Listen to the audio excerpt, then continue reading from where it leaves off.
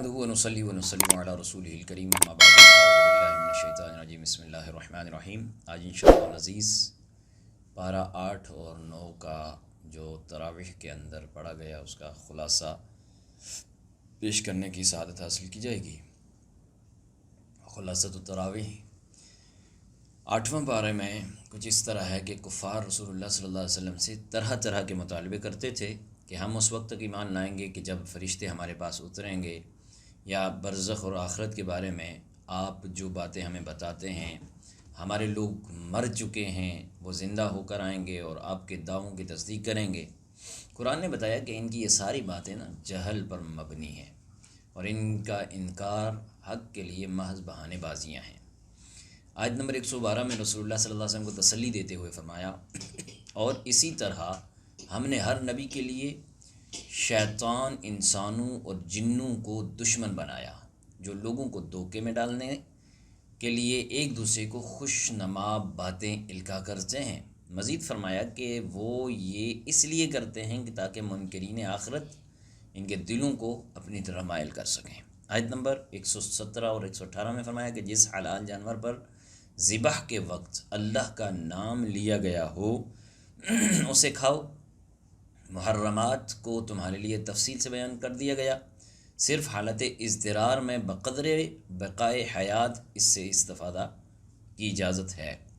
مزید فرمایا کہ جس ذبیحے پر اللہ کا نام نہ لیا گیا ہو اسے نہ کھاؤ۔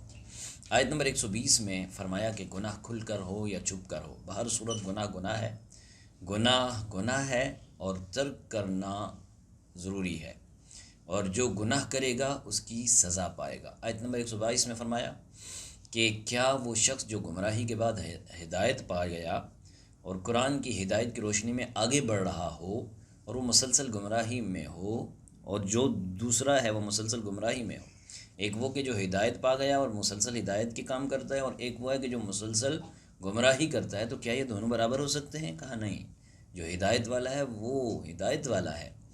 آگے 123 میں فرمایا کہ اسی طرح ہم نے ہر بستی میں اس کے مجرموں کو سردار بنایا تاکہ وہ وہاں فریب کاریاں کریں، اور ان کے دجل اور فریب اور وبال کا انہی پر عذاب آئے۔ آیت نمبر 124 میں فرمایا کہ اور جب ان کے پاس کوئی نشانی آتی تو وہ کہتے کہ ہم ہرگز ایمان نہیں لائیں گے حتیٰ کہ ہمیں بھی اس کی مثل دیا جائے جیسا کہ اللہ کے رسولوں کو دیا گیا۔ اللہ تبارک و تعالیٰ نے فرمایا کہ اللہ تعالیٰ خوب جانتا ہے وہ اپنا منصب رسالت کسے تفویض کرے گا۔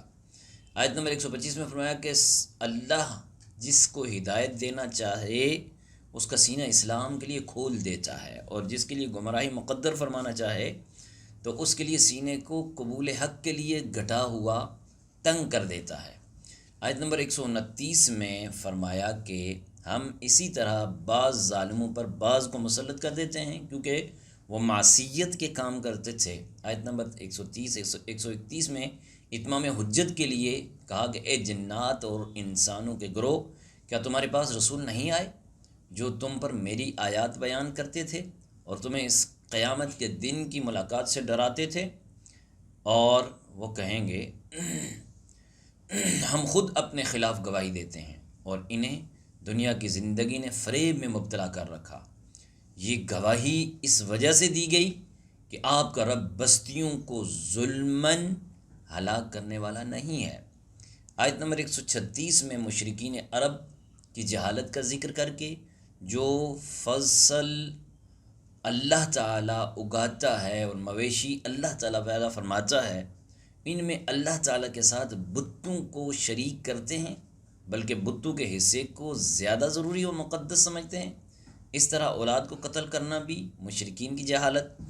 138، 39 اور 40 میں اس بات کا بیان کیا کہ کفار اور مشرکین نے زمانے جاہلیت میں اپنے مویشیوں اور اپنے کھیتوں کو 3 قسم پر تقسیم کر دیا تھا۔ ایک یہ کہ وہ مویشی اور کھیت جن کے متعلق وہ کہتے تھے کہ ان سے نفع اٹھانا کسی شخص کے لیے جائز نہیں، یہ ان کے باطل معبودوں اور بتوں کے لیے مخصوص، ان کو وہی شخص کھا سکتا ہے جس کو ہم کھلانا چاہیں، اور ان کو صرف اور صرف وہ مرد کھا سکتے ہیں جو بتوں کی خدمت پر مامور ہیں، اور وہی عورتیں کھا سکتی ہیں۔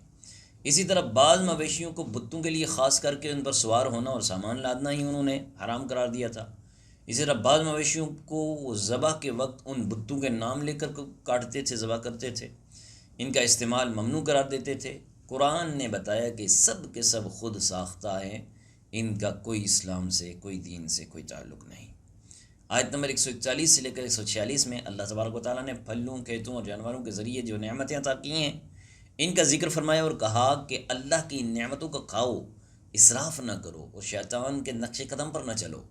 پھلوں اور کھیتوں کے پیداوار میں اللہ تعالیٰ کے حق یعنی عشر یا نصف عشر کو ادا کرو۔ اسی میں حلال جانوروں کی اقسام کو بھی بیان کیا۔ اس کے بعد ان محرمات قطعیہ کا بیان جو پہلے آ چکا ہے۔ یہ بھی فرمایا کہ یہود کی سرکشی کی وجہ سے ناخن والے جانوروں اور گائے اور بکری کی چربی کو ان پر حرام کرا دیا تھا، ان پر وہ چربی حرام تھی، اور ان سے انہوں نے اسے پگھلایا اور فروخت کر دیا، جس کی بدش میں ان کو سزا دی گئی۔ آیت نمبر 148 میں ہر دور کے منکرین کے ایک نفسیاتی حربے کو بیان کیا گیا کہ وہ جو کچھ بھی کر رہے ہیں یہ اللہ کی مشیت ہے، اگر وہ نہ چاہتا تو ہم یہ سب نہ کچھ کرتے۔ در حقیقت بات یہ ہے کہ اللہ کی مشیت اور ہے اور اس کی رضا اور ہے۔ مثلا مجرم کو سزا دینا اس کی مشیت ہے، لیکن اس کی رضا اس میں ہے کہ کوئی اس کی نافرمانی نہ کرے۔ اگر سب کو جبری طور پر اطاعت کے راستے پر ڈالنا اللہ تعالیٰ کی مشیت ہوتی تو کسی کی مجال نہ تھی کہ وہ اس کی اطاعت کو چھوڑ کر اس کی حکمت عدولی کرتا۔ آیت نمبر 151 سے 160 میں فرمایا اللہ کے ساتھ کسی کو شریک نہ ٹھہراؤ، والدین کے ساتھ اس نے سلوک کرو، تنگ دستی کے خوف سے اولاد کو قتل نہ کرو، ظاہر اور مستور فحاشی سے اجتناب کرو، قتل نہ حق نہ کرو، یتیم کا مال ناجائز طریقے سے نہ کھاؤ، لین دین میں ناپ تول پورا کرو، بلا تمیز سب کے ساتھ انصاف کرو، اور اللہ سے کیے ہوئے عہد کی پاسداری کرو، چونکہ یہ 9 احکام شرعیہ ہیں کہ دین اسلام کی تعلیمات کا خلاصہ اور لب لباب ہے، اور باقی تمام شرعی احکام انہی پر منحصر ہیں۔ اسی لیے فرمایا کہ یہی سیدھا دین ہے، فرقہ بندی چھوڑ کر اس کی پیروی کر اور کتاب الہی کے احکام کو ملحوظ خاطر رکھ۔ فرمایا کہ یہ لوگ ایمان لانے کے لیے نشانیاں طلب کرتے ہیں، ان کے پاس فرشتے آئیں اور یا اللہ تعالیٰ خود آئے یا اس کی کوئی نشانی آئے۔ قرآن نے بتایا کہ جس دن عالم غیب کی نشانیاں آ جائیں گی نا تو پھر ان منکرین کے لیے ایمان لانا بھی نفع بخش نہ ہوگا۔ یہ بھی فرمایا کہ اے رسول صلی اللہ علیہ وسلم، جنہوں نے دین کو فرقوں میں بانٹ دیا نا، آپ کا ان سے کوئی تعلق نہیں ہے، فرقہ بندی سے، تفرقے سے منع کیا گیا۔ آیت نمبر 162 میں حقیقت ایمان اور روح ایمان اور مسلمانوں کے مقصد حیات کو بیان کرتے ہوئے فرمایا رسول کہہ دیجئے کہ میری نماز قل ان صلاتی و نسکی و محیای و مماتی للہ رب العالمین لا شریک لہ وبذلک امرت وانا اول المسلمین۔ کہا اے رسول آپ فرما دیجئے میری نماز، میری قربانی، میری زندگی، میری موت سب کچھ اللہ رب العالمین کے لیے ہے، اس کا کوئی شریک نہیں، مجھے یہی حکم دیا گیا اور میں سب سے پہلا مسلمان ہوں۔ کفار آپ سے بار بار کہتے ہیں آپ ہمارا دین قبول کر لیجئے، ہم ذمہ دار ہیں کہ دنیا اور آخرت میں آپ کا کوئی جو ہے نقصان نہیں پہنچا سکے گا۔ اللہ تعالیٰ نے ارشاد فرمایا آپ فرما دیجئے میں اللہ کے سوا کوئی اور رب نہیں تلاش کروں گا، میرا کوئی رب ہی نہیں، میرا رب تو رب ہے، اللہ رب العالمین ہے بس۔ حالانکہ وہ ہر چیز کا رب ہے، ہر شخص کو جو کچھ بھی ملتا ہے وہ اللہ ہی دیتا ہے، اس کا وہی ذمہ دار ہے، اور کوئی بوجھ اٹھانے والا کسی دوسرے کا بوجھ نہیں اٹھا سکتا۔ آیت نمبر 165 میں اللہ تبارک و تعالیٰ نے فرمایا کہ درجات اور مراتب میں فرق صرف آزمائش کے لیے ہیں، کون مال رزق میں فراوانی کے باوجود اللہ تعالیٰ کی فرمانبرداری کرتا ہے اور کون دولت کے نشے میں اللہ تعالیٰ کے احکام کو بھلا دیتا ہے۔ اللہ جلد حساب لینے والا اور بخشش فرمانے والا ہے۔ یہاں پر اس سورہ مبارکہ کا اختتام ہوا۔ اگلی سورہ اعراف ہے۔ سورۃ الاعراف یہ مکی صورت ہے، ترتیب مصحف کے اعتبار سے 7ویں نمبر پر ہے، ترتیب نزول کے اعتبار سے 39واں نمبر ہے اس صورت کا۔ اس صورت میں سورۃ الانعام کے بعض مسائل اجمالی طور پر اور بعض تفصیلی طور پر مختلف انبیاء کرام کی دعوت اور اس کے نتیجے میں ان کو پہنچنے والی تکالیف کا ذکر، حضرت آدم علیہ السلام کی پیدائش اور جنت اور ہجرت اور زمین پر نزول کا ذکر۔ اس کے بعد کئی رکوعات میں حضرت موسیٰ علیہ السلام کے واقعات، فرعون اور بنی اسرائیل دونوں کی اظہار ثانیوں کا ذکر۔ اس صورت میں مشرکین اور مکذبین کی اخروی انجام کا ذکر۔ اس صورت میں اہل اعراف کا اہل دوزخ سے مکالمے کا بیان، اس لیے اس صورت کو سورۃ الاعراف سے موسوم کیا گیا۔ اس صورت میں حیات بعد الموت کا ذکر ہے اور شرک کا تفصیلی رد ہے۔ اعراف کے معنی ہیں بلندی کے، اور اس کا معنی جاننا اور پہچاننا بھی ہے۔ اصحاب اعراف کے بارے میں ایک قول یہ بھی ہے کہ ان کی نیکیاں اور گناہ برابر ہوں گے اور ان کا مقام جنت اور دوزخ کے درمیان کا ہوگا۔ یہ وہ لوگ ہوں گے جو اہل جنت اور اہل جہنم دونوں کو پہچاننے والے ہوں گے، اور ایک قول کے مطابق یہ انبیاء ہیں اور ملائکہ ہیں۔ اس صورت کی ابتدا میں سرکار دو عالم صلی اللہ علیہ وسلم کو تسلی دی گئی کہ آپ کفار کی جو جفاکاریاں ہیں، کفار کی جو تنگ کرنا ہے، ان سے ان کے رویے سے تنگ دل نہ ہوں، بلکہ اپنا فرض ادا کرتے رہیں اور اس مقدس تبلیغ کتاب مقدس کی تبلیغ میں سرگرم رہیں۔ آیت نمبر 4 میں بتایا کہ بعض بستیوں پر دوپہر کو سوتے ہوئے عذاب آیا تو ان کے مکینوں نے اقرار کیا کہ ہاں ہم ظالم تھے۔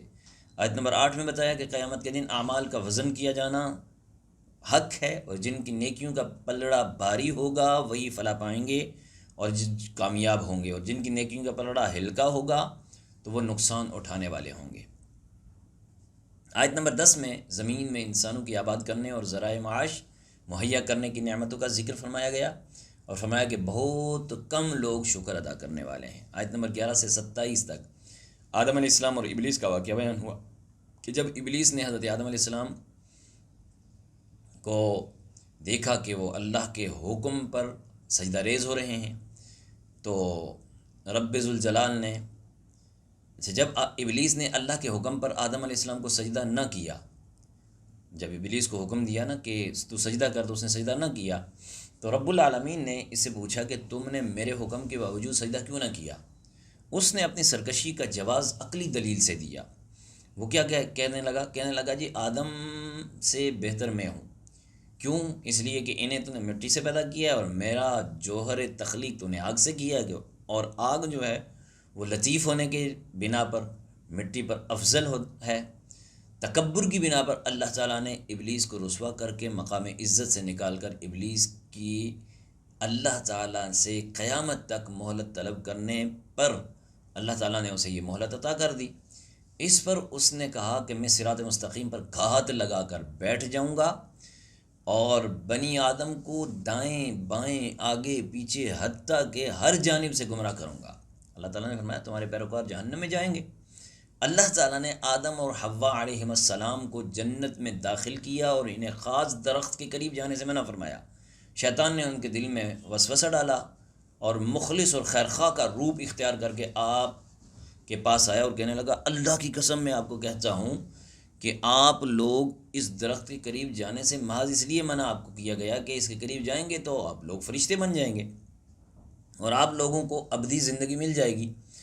اس قسم کی بات جب کی اس نے تو اس نے قسم کھائی، اپنی خیرخواہی کا یقین دلایا، پھر ان سے اجتہادی خطا ہوئی اور اس درخت کو چکھنے سے ان کی جو پوشیدہ چیزیں تھیں وہ ظاہر ہو گئی، اور درختوں کے پتوں سے انہوں نے اپنا ستر کو ڈھانپنے لگے۔ یہاں قرآن نے یہ بھی بتایا کہ شیطان کا مقصد ان کی ستر کو بے حجاب کرانا تھا۔ اپنی اجتہادی خطا کا احساس ہونے پر آدم علیہ السلام نے توبہ کی، اور ان کی توبہ کے کلمات آیت نمبر 23 میں بیان ہوئے ہیں۔ پھر انہیں جنت سے زمین پر اتارا گیا اور فرمایا کہ ایک مقررہ مدت تک یہیں رہیں گے۔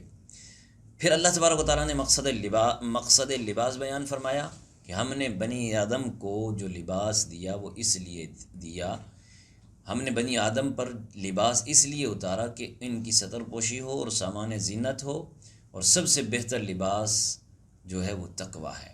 پھر بنی آدم کو متنبہ کیا کہ شیطان کے مکر و فریب میں نہ آئیں، اس کا یہ ملکہ دیا گیا ہے کہ وہ تمہیں ہر جہت سے دیکھ سکتا ہے، ہر جہت سے۔ آیت نمبر 28 میں فرمایا کہ جب کفار کو عقائد باطلہ اور اعمال قبیحہ سے روکا جاتا تو وہ کہنے لگتے کہ یہ ہمارے باپ دادا کا طریقہ ہے اور اللہ نے ہمیں اس کا حکم دیا ہے۔ اللہ نے اس کا رد فرمایا کہ اللہ بے حیائی کے کاموں کا حکم نہیں دیتا، بلکہ اللہ تو عدل والا، اللہ تو انصاف کا حکم دیتا ہے۔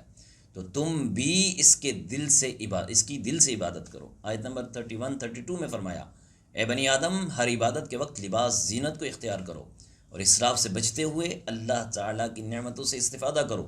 پاکیزہ چیز خواہ لباس ہو یا خوراک مومنوں کے لیے حلال ہے۔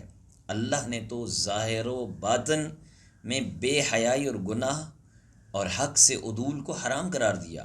35 میں رسول کرام کی اطاعت کرنے والوں، تقوی اور عمل صالح کرنے والوں کے لیے جنت کی بشارت، جبکہ کفر، تکذیب اور تکبر کرنے والوں کے لیے جہنم کی وعید سنائی ہے۔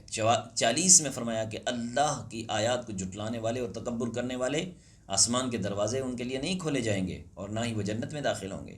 43 میں فرمایا کہ اللہ نے اہل جنت کے دلوں سے کینہ نکال دیا اور ہدایت پانے پر اللہ کا شکر ادا کرتے ہیں، کیونکہ اسی کے فضل سے ہدایت ملتی ہے۔ آیت نمبر 44 میں اور بعد کی آیات میں بتایا کہ آخرت میں جنتی جہنمیوں کو پکاریں گے کہ ہم نے تو اپنے رب کے وعدے کو سچا پایا، بتاؤ تم نے کیسا پایا؟ تو ان دونوں کے درمیان ایک پکارنے والا پکار گا کہ ظالموں پر اللہ کی لعنت ہے۔ مزید فرمایا کہ جنتیوں اور جہنمیوں کے درمیان حجاب ہوگا اور اہل اعراف دونوں گروہوں کو ان کی نشانیوں سے پہچانیں گے، اور جنتیوں کو سلام کریں گے اور جہنمی سے کہیں گے کہ تمہاری جماعت اور تمہارا تکبر آج تمہارے کس کام کا؟ تو جہنمی جنتیوں سے استدعا کریں گے، ہم پر تھوڑا سا پانی اڈیل دو، اور جو نعمتیں تمہیں عطا کی گئی ہیں نا، ان میں سے تھوڑی سی نعمتیں ہمیں بھی دے دو۔ مگر اللہ نے فرمایا کہ یہ چیزیں کافروں پر حرام ہیں، جو جنت کی چیزیں ہیں کافروں پر حرام ہیں۔ جن لوگوں نے دین کو کھیل تماشا سمجھ رکھا، اللہ ان سے فرمائے گا کہ جس طرح تم نے قیامت کے دن کو فراموش کر رکھا ہے، آج تم بھی نظر انداز کر دیے جاؤ گے۔ آیت نمبر 54 میں اللہ تبارک و تعالیٰ کی قدرت کی نشانیاں بیان فرمائیں، اور اس کے بعد فرمایا کہ اپنے رب کو گڑ گڑا کر چپکے اس کے عذاب سے ڈرتے ہوئے، اس کی رحمت کا یقین رکھتے ہوئے پکارو اور زمین میں اصلاح کے بعد فساد نہ پھیلاؤ۔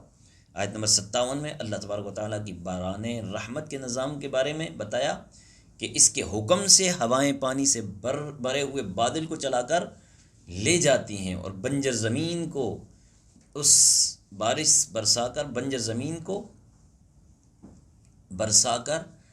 زمین کو آباد کرتی ہیں، اللہ کی نعمتیں پیدا کر دیتی ہیں۔ اس طرح مردوں کو دوبارہ زندہ فرمائے گا۔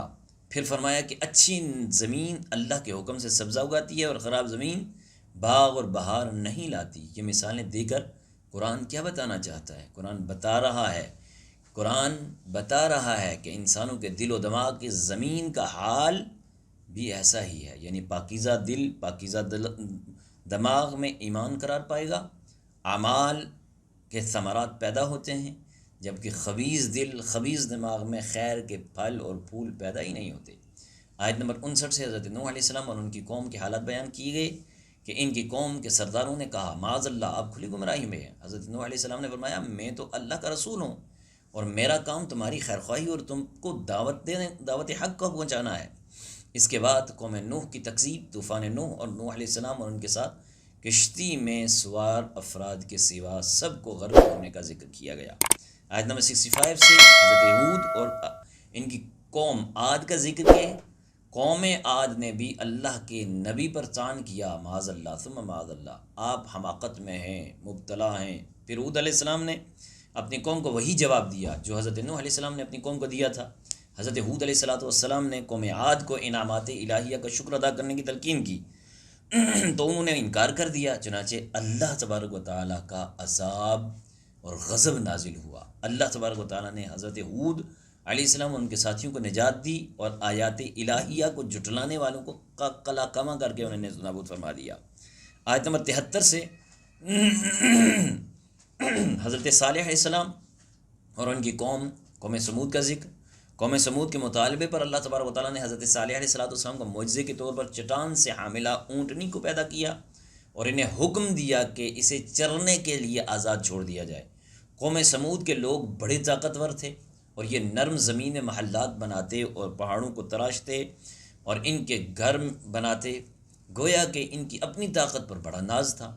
پھر قوم ثمود نے اللہ کے حکم کی نافرمانی کی اور اونٹنی کی کونچیں کاٹ دی۔ اللہ تعالیٰ نے ان کی سرکشی کی سزا پر ان کو رات کے وقت زلزلے کا عذاب دیا، اور صبح کو وہ اپنے گھروں میں اوندے منہ پڑے ہوئے تھے، مرے ہوئے تھے۔ اب دیکھیں، یہ ایک اونٹنی جو اللہ کی نشانی تھی نا، اس کی گستاخی کرنے پر پوری قوم تباہ اور برباد ہو گئی۔ تو آج کوئی گستاخ رسول یہ سمجھ رہا ہوگا کہ میں گستاخی رسول کر کے میں بچ جاؤں گا، وہ تباہ اور برباد ہو جائے گا، بلکہ اس گستاخ رسول کی حمایت کرنے والی تباہ اور ذلیل الخوار ہوتے ہیں، بھلے کسی بڑی اسمبلی میں کیوں نہ بیٹھے ہوں، کسی بڑی سیٹ پہ کیوں نہ بیٹھے ہوں، وہ چند دنوں کے اندر ذلیل اور خوار اور رسوا ہو کر وہاں سے ذلت کا سامنا کرتے ہوئے نکلتے ہیں۔ اسی طرح اور پھر وہ تباہی اور بربادی تو ان کا مقدر ہو جاتی ہے۔ اسی طرح آیت نمبر 80 میں حضرت لوط اور ان کی قوم کا ذکر ہے۔ وہ بے حیائی میں اپنے زمانے کے سب لوگوں پر سبقت لے گئے تھے، وہ اپنی جنسی خواہش کا غیر فطری طریقے سے پورا کرتے تھے، اور جب اللہ تبارک و تعالیٰ کے نبی عذاب کا ڈر سناتے تو وہ اسے مذاق سمجھتے۔ بالآخر اللہ تبارک و تعالیٰ نے ان پر عذاب نازل کیا، آسمان سے پتھر برسائے۔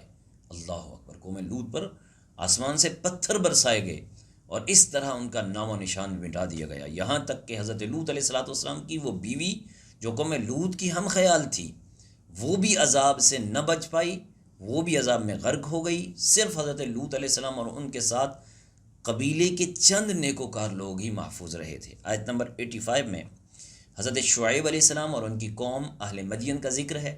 قرآن نے بیان کیا کہ ان کی ناپاک خصلتیں یہ تھیں، جو ان کی قوم تھی مدین کی قوم، وہ جو مدین تھی ان کی ناپاک خصلتیں یہ تھی کہ ناپ تول میں ڈنڈی مارتے تھے، اور دوسروں کی چیزیں کم تول کر دیتے تھے، اور اب راستے میں بیٹھ کر اہل ایمان کو ڈراتے تھے، انہیں راہ راست سے روکتے تھے۔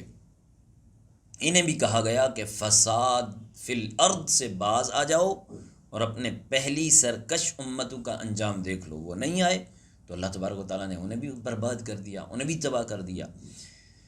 یہاں پر 8ویں پارے کا اختتام ہوا، اور اس کے بعد 9واں پارہ ہے۔ اس پارے کے شروع میں ہی قوم شعیب کے سرکش سرداروں کی اس دھمکی کا ذکر ہے کہ اے شعیب، ہمارے دین کی طرف پلٹ آؤ، ورنہ ہم تمہیں اور تمہارے پیروکاروں کو جلاوطن کر دیں گے۔ شعیب علیہ السلام نے اللہ سے التجا کی، اے اللہ، ہمارے اور ہماری قوم کے درمیان حق کا فیصلہ فرما دے، حق کا فیصلہ فرما دے۔ پھر ان پر قوم سمود کی طرح عذاب نازل ہوا، اور وہ بھی ایسے نیست و نابود ہوئے، ایسے نیست و نابود ہوئے، ایسے مٹ گئے کہ ان کا نام و نشان بھی نہ رہا، جیسے کچھ تھا ہی نہیں۔ آیت نمبر 94 میں فرمایا کہ نبی کو جھٹلانے کے بعد فوراً اس قوم کو تباہ نہیں کیا جاتا، بلکہ پہلے ان کو سختی اور تکلیف، پھر انعام و اکرام سے آزمایا گیا۔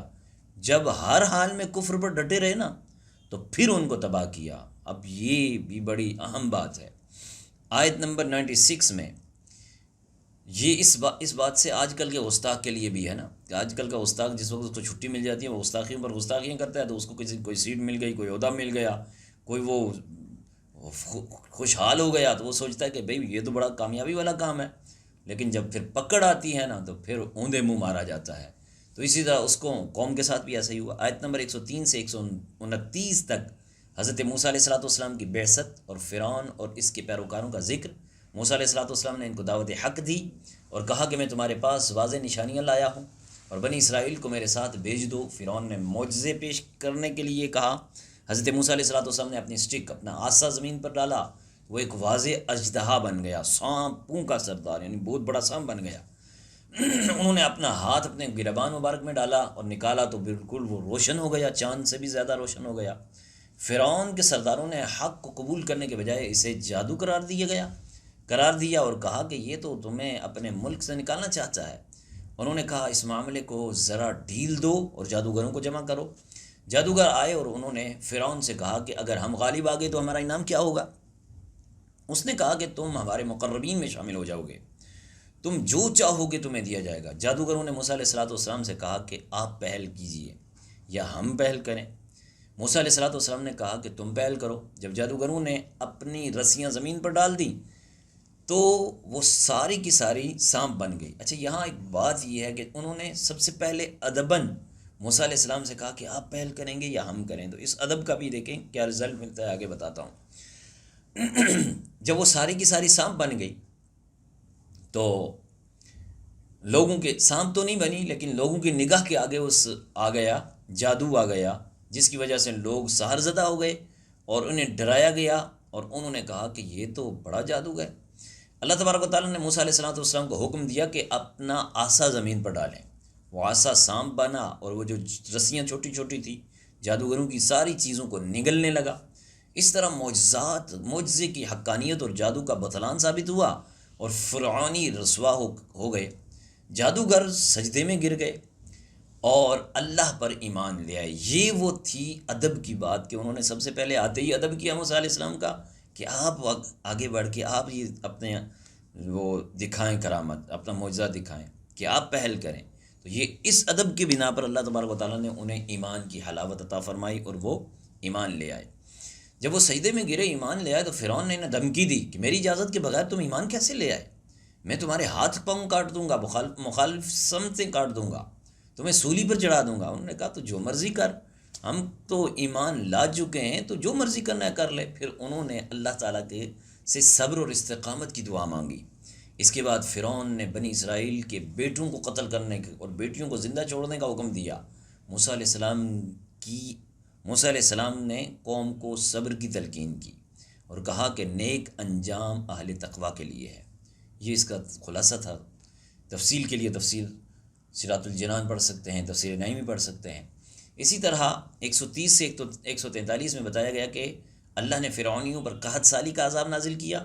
فرعونیوں کا طریقہ یہ تھا کہ اچھائی کو اپنا کمال گردانتے اور برائی کو بدشگونی کے طور پر موسیٰ علیہ السلام کی طرف منسوب کرتے۔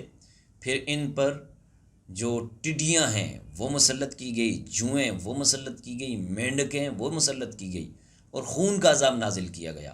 جب عذاب میں مبتلا ہوئے نا، وہ جس برتن کو اٹھاتے تو وہ جوئیں اور ٹڈیاں اور مینڈک نکلتے، خون نکلتا، کو کھانے کے لیے رکھتے تو خون ہی خون، روٹی اٹھاتے تو خون ہی خون۔ اس طرح کا عذاب ان پر نازل ہوا۔ اب کیا ہوا کہ وہ عذاب میں مبتلا ہوئے تو موسیٰ علیہ السلام سے کہا کہ آپ اللہ سے دعا کریں ہم سے یہ عذاب ٹل جائے، اگر ایسا ہوا تو ہم آپ پر ایمان لے آئیں گے اور بنی اسرائیل بھی آزاد کر دیے جائیں گے۔ لیکن موسیٰ علیہ السلام کی دعا کے نتیجے میں عذاب تو ٹل گیا۔ ٹل جانے کے بعد پھر کیا ہوا؟ فرعونی اپنے وعدے سے مکر گئے، وعدے سے پھر گئے۔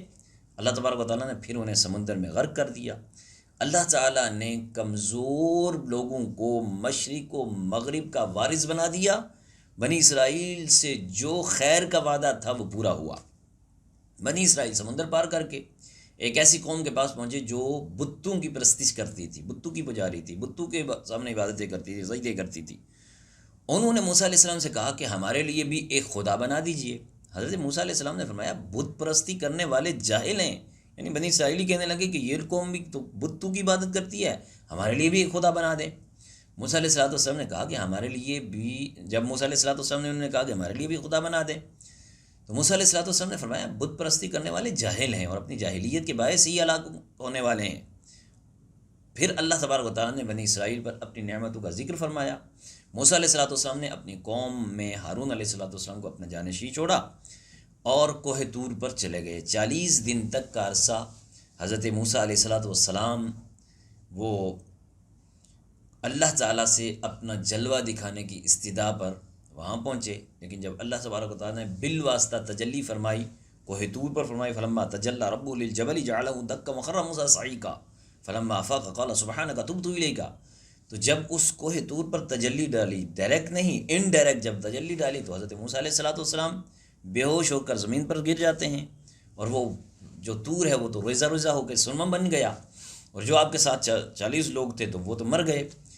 تو اس طرح تفصیلی واقعہ یہاں پر موجود ہے۔ آگے تفصیل پڑھنی ہو تو صراط الجنان، تفسیر نعیمی، تبیان القرآن، ان کا مطالعہ کیا جا سکتا ہے۔ آیت نمبر 144 سے 155 میں حضرت موسیٰ علیہ السلام کو رسالت عطا کرنے، کلیم اللہ کا منصب عطا کرنے اور تورات عطا کرنے کا ذکر ہے۔ آگے چل کے بتایا کہ متکبر آیات الہی سے اعراض کریں گے، اور جو لوگ اللہ کی آیت اور قیامت کو جھٹلاتے ہیں ان کے اعمال باطل ہیں۔ پھر موسیٰ علیہ السلام کے کوہ طور پر قیام کے عرصے میں بنی اسرائیل کے زیورات سے بچڑا بنا کر اسے معبود بنانے کا ذکر۔ چنانچہ جب موسیٰ علیہ السلام واپس آئے نا تو قوم پر بڑا غصہ آیا، اور پھر اس غصے اور افسوس کا اظہار کیا اور کہا کہ میرے پیچھے تم نے ایسا برا کام کیوں کیا؟ انہوں نے تورات شریف کی جو تختیاں تھیں ان تختیوں کو زمین پر ڈال دیا اور اپنے بھائی حضرت ہارون علیہ السلام کی داڑھی مبارک پکڑ کر، سر مبارک پکڑ کر نا اتنے زور سے 2-3 تھپڑ رسید کر دیے۔ تو یہاں پر یہ ہے کہ ان کا سر پکڑ کر زور سے جب پکڑا تو ان سے جواب طلبی کی۔ انہوں نے کہا ہے میرے بھائی، قوم نے مجھے بے بس کر دیا، قریب تھا تو وہ مجھے قتل کرنے والے تھے، اب آپ مجھ پر سختی کر کے دشمنوں کو ہنسی کا موقع دے رہے ہیں، آپ تو سختی نہ کریں۔ پھر آیت نمبر 151 میں موسیٰ علیہ السلام کی دعا اور کلمات استغفار کا ذکر ہے۔ آگے چل کے بتایا کہ غصہ ٹھنڈا ہونے پر موسیٰ علیہ السلام نے تورات کی تختیوں کو اٹھایا۔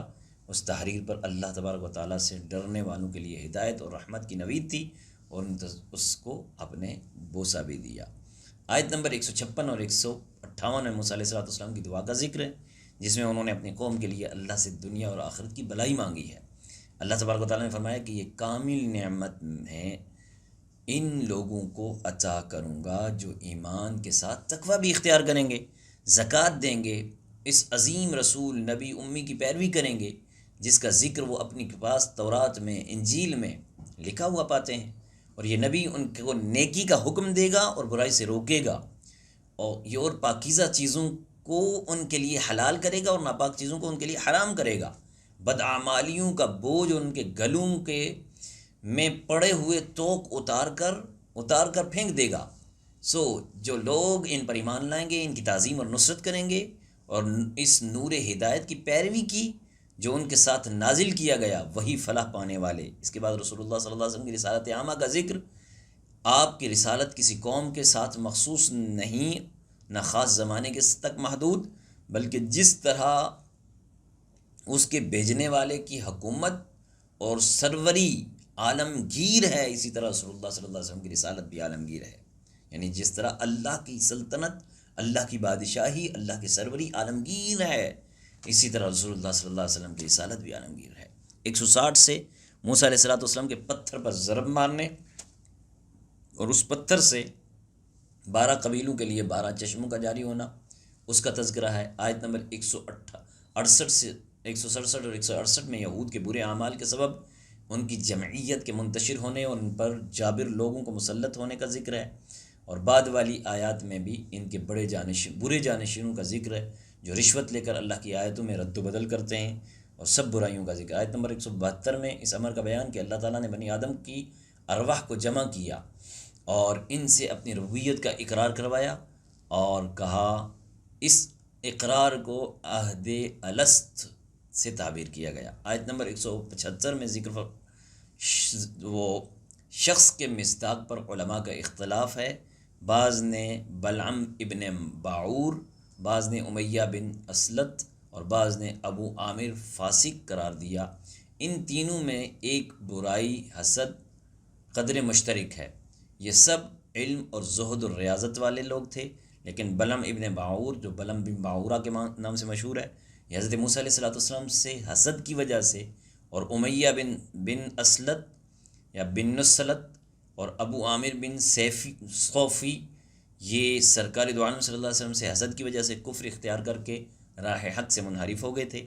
آیت نمبر 179 میں اللہ تعالیٰ کی نعمت عقل کو قبول ہدایت کے لیے استعمال نہ کرنے والوں کو چوپایوں سے بھی بدتر قرار دیتے ہوئے فرمایا کہ ان کے دل ہیں مگر وہ حق کے دلائل کو سمجھتے نہیں، ان کی آنکھیں ہیں مگر وہ آیت الہی کو دیکھتے نہیں، ان کے کان ہیں مگر وہ دعوت حق کو سنتے نہیں۔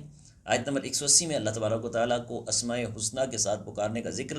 آیت نمبر 183 میں اللہ تعالیٰ کی مہلت دینے اور خفیہ تدبیر کا بیان۔ 186 سے 188 میں منکرین قیامت کے بارے میں پوچھنے اور قیامت کے اچانک آنے کے جواب کا ذکر ہے۔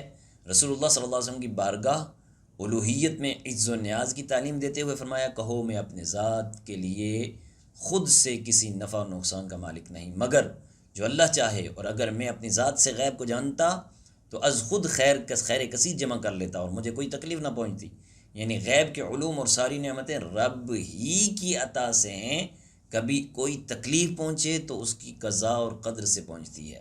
تو یہاں رب کی عطا سے علم غیب ہے، یعنی خود اپنا علم غیب نہیں ہے، میرا خود ساختہ نہیں بلکہ رب کی عطا سے علم غیب ہے۔ تو اس آیت کو لے کر کچھ بعض دل کے مریض جو ہوتے ہیں وہ کہتے ہیں کہ دیکھو نا، حضور نے تو خود کہا ہے میرے پاس علم غیب نہیں ہے، تو یہاں پر ہم کہتے ہیں کہ بھئی حضور نے یہ فرمایا ہے کہ میرے پاس اپنے خود نہیں ہے، ذاتی نہیں ہے، اللہ کی عطا سے علم غیب ہے، وما هو علی الغیب بدانین، یہ تو ہے نا قرآن کی آیت۔ بہرحال آیت نمبر 199 190 میں بتایا کہ تمام بنی آدم کو ایک جان حضرت آدم سے پیدا کیا گیا۔ آیت نمبر 194 میں مشرکوں کے معبودان باطلہ کے بارے میں بتایا کہ وہ تمہاری ہی طرح مخلوق ہیں اور آنکھ، کان، ہاتھ، پاؤں کی نعمت سے بھی محروم ہیں۔ آیت نمبر 199 میں اخلاق حسنہ کے جامع ترین اور تعریف کی ہے۔ اللہ تعالیٰ نے سرکار دو عالم صلی اللہ علیہ وسلم سے فرمایا کہ جو قصوروار معذرت طلب کرتے ہیں آپ کے پاس آئیں تو اسے معاف کر دیجئے، اچھی باتوں اور نیک کاموں کا حکم دیجئے اور ناسمجھ لوگوں سے الجھنے کے بجائے رخ انور پھیر لیجئے۔ اگر شیطان وسوسہ اندازی کرے تو اعوذ باللہ پڑھیے، اللہ کے ذکر سے شیطان کے شر سے پناہ حاصل کیجئے۔ سورۃ الاعراف کے آخر میں 204 میں ہے کہ جب قرآن پڑھا جائے وَإِذَا قُرِئَ الْقُرْآنُ فَاسْتَمِعُوا لَهُ وَأَنصِتُوا لَعَلَّكُمْ تُرْحَمُونَ، جب قرآن پڑھا جائے نا تو غور سے سنو، خاموش رہو تاکہ تم پر رحم کیا جائے، اور اپنے رب کو صبح و شام خوف اور عاجزی کے ساتھ پست آواز میں دل میں یاد کرو اور غافلوں میں سے نہ ہو۔ آخری آیت میں فرشتوں کی صفات کا ذکر فرمایا، اور اللہ کی عبادت سے تکبر نہیں کرتے تھے، تسبیح بیان کرتے تھے اور اللہ کی بارگاہ میں سجدہ ریز ہوتے تھے۔ اس سے مستفاد یہ ہے کہ انسان جو مسجود ملائک ہے اسے بطریق اولا یہ کام کرنے ہوں گے۔ یہاں تک اس صورت کا اختتام ہوا۔ نیکسٹ انشاءاللہ ہمارا جو درس ہوگا سورۃ الانفال سے ہوگا، جو خلاصہ ہوگا۔ اللہ تعالی ہمیں قرآنی احکامات کو سمجھنے کی توفیق عطا فرمائے۔ وآخر دعوانا الحمدللہ رب العالمین۔ اللہ اللہ اللہ اللہ اللہ